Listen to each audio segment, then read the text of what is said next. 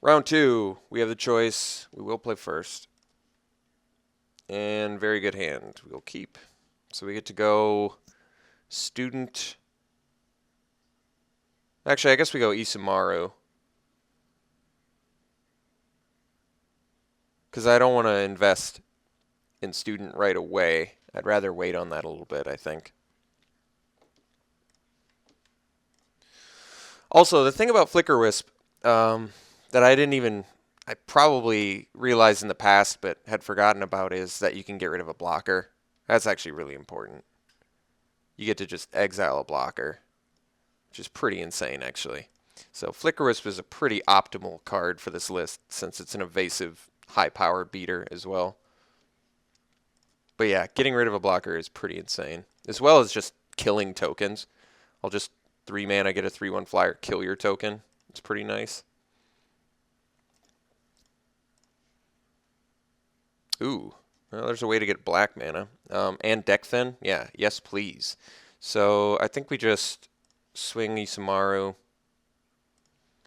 and then we drop Arid Mesa, student, level up.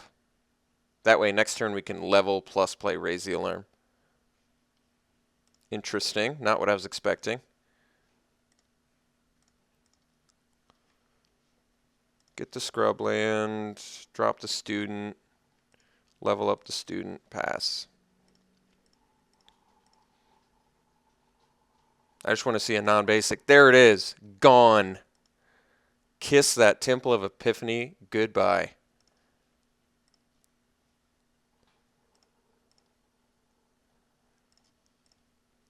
I hope you needed both of those colors very badly.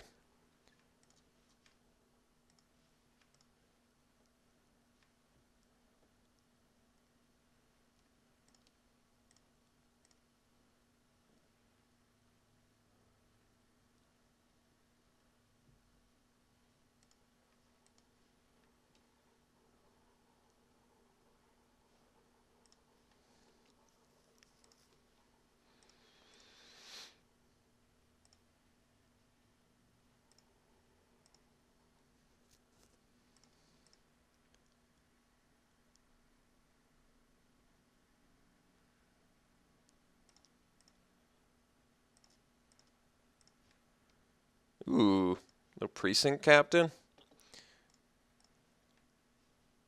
Guess I could have done this post-combat in case he's got another, like a Path to Exile or something.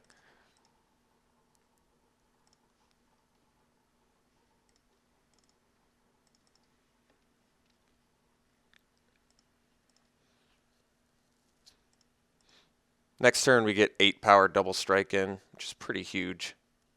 So he's got to answer our dude. I think we go for it since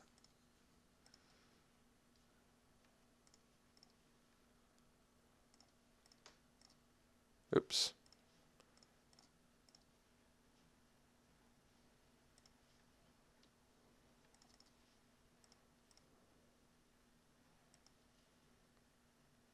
That's huge. All right, so now he's got a Day of Judgment, and then we can follow up with a Seeker. Maybe even a Flicker Wisp or something, but we'll see. Have to keep in mind, the Flicker Wisp can get rid of a blocker, so he has to board wipe here. And even if he does, we get a reasonable follow-up.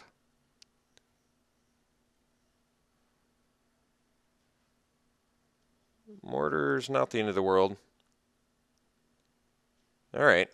Well, the fact that he didn't board wipe is kind of indicative that he doesn't have one, in my mind. But let's get in for our damage.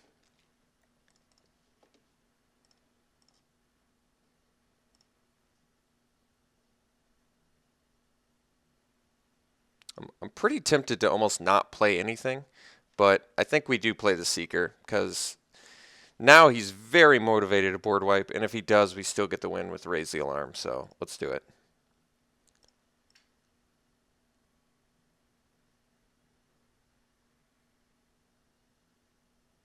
Can't even use Scalding. Can't even use Scalding Tarn. All right, so we're playing against America. Wasteland could not have done a better job of destroying our opponent, in my mind. Pretty tempted to bring in Mutagenic after seeing Mizium Mortars be a form of removal, but he also has Condemn. Sin Collector seems like I probably should have just been main decking it, but whatever. Let's do it now and probably ditch out on. I still really like Mana Tithe.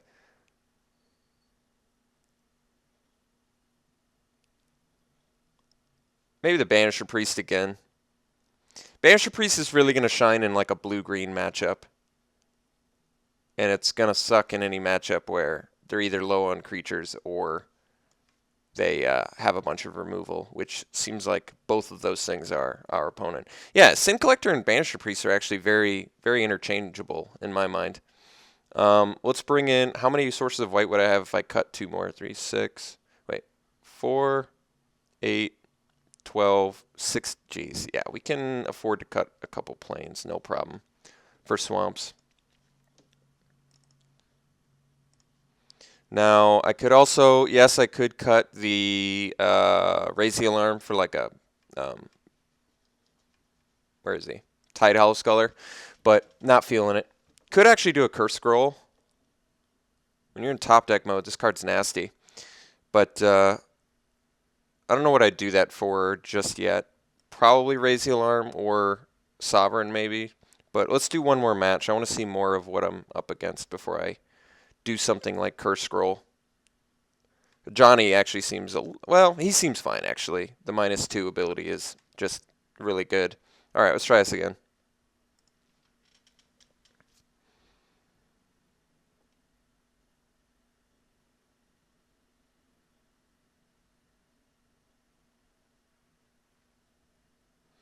All right, guess we better mulligan.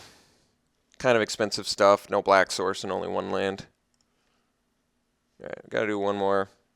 This is a pretty rotten hand, but I guess I have to keep it 5. I don't really feel like going 4, so kind of a throwaway game, unfortunately, but that does happen in Magic.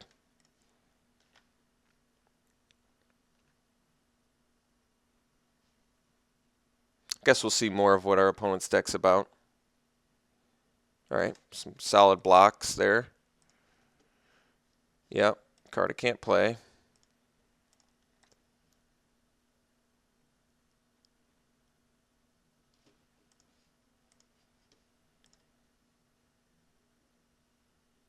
So, never fun to play a throwaway game, but stuff that's beyond my control I have to accept.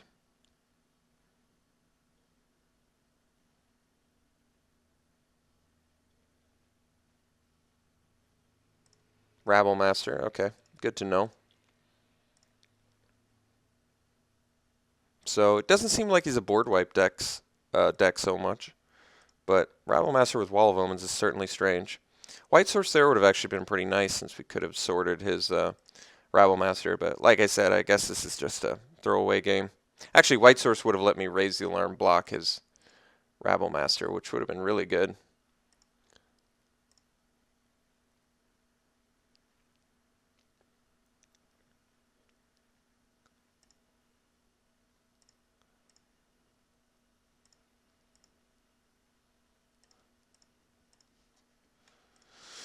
I mean, he's got counter magic up, but can't do anything about it. I guess we go for the... Let's just see if we can successfully swords this now. I feel like Raise the Alarm's more dangerous because we know he's got removal.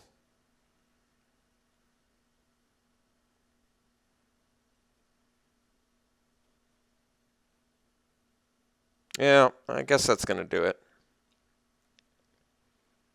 So, that's unfortunate. I wish I could have gotten some lands early so this didn't happen, but I didn't get lands and it did happen, so there you go.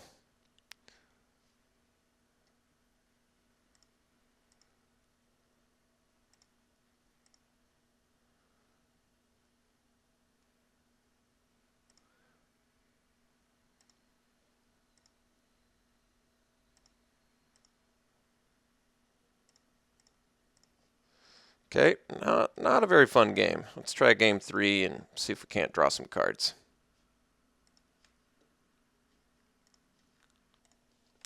So we will play first, and this hand is fine. Actually, quite good. Swamp's a little bit awkward, but we do have the Lingering Souls for the value, and we get a 1-drop, which is nice too. But I guess we won't be able to use his level up for a little while. So we go Student into Imposing Sovereign, since we know he's got the Wall of Omens. And I do want to maximize my damage output here.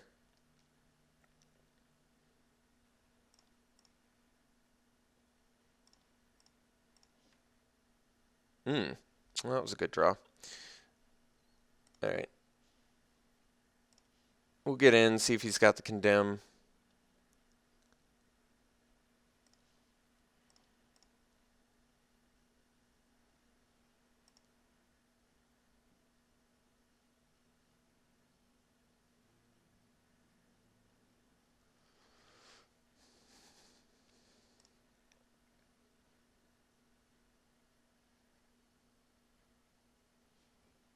All right.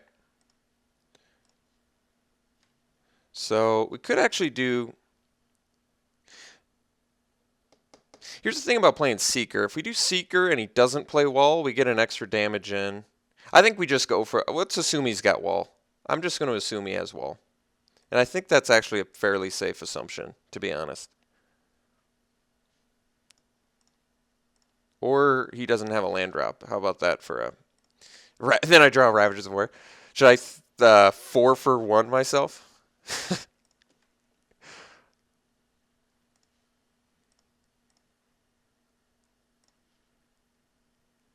Okay, now I'm way more tempted to play Seeker. The reason being, Lingering Souls pumps it, which is actually really good.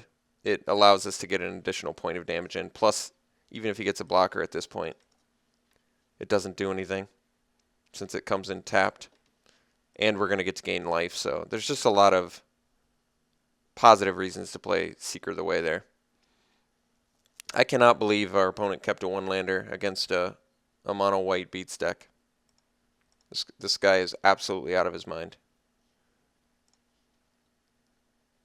And have you ever seen a better Mana Tithe? I don't think I have. I'm going to leave up the Mana Tithe. I guess maybe, well, I'll leave up the Mana Tithe this turn. Next turn I'll play the Lingering Souls. This is ridiculous.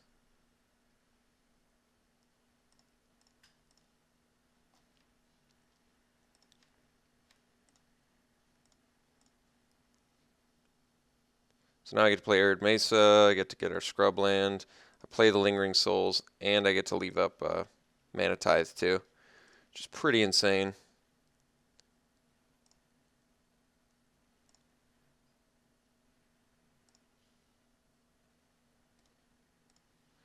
Mana Tithe's straight up just a hard counterspell right now.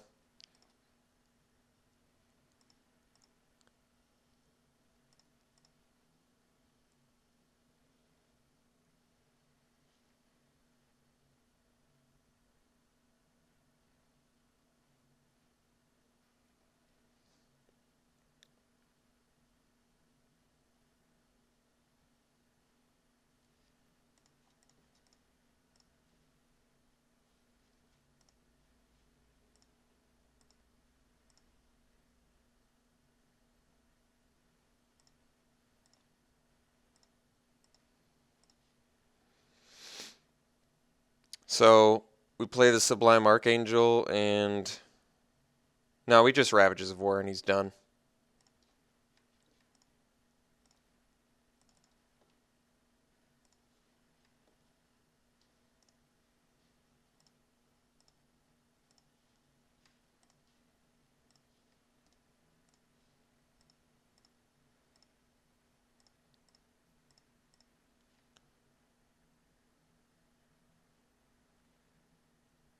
I think that if there's any lessons to be learned, do not keep 1-landers. Do not keep 1-landers with 7 cards. Keep 1-landers if you had to mull to 5, but don't keep 1-landers with 7-card hand. That is very, very dangerous. All right, well, mission successful. We'll see you in round 3. I'm sure you've got a grip full of cards that you couldn't play because you kept a one-lander. I don't understand the logic. You shouldn't have. All right, we'll see you around 3.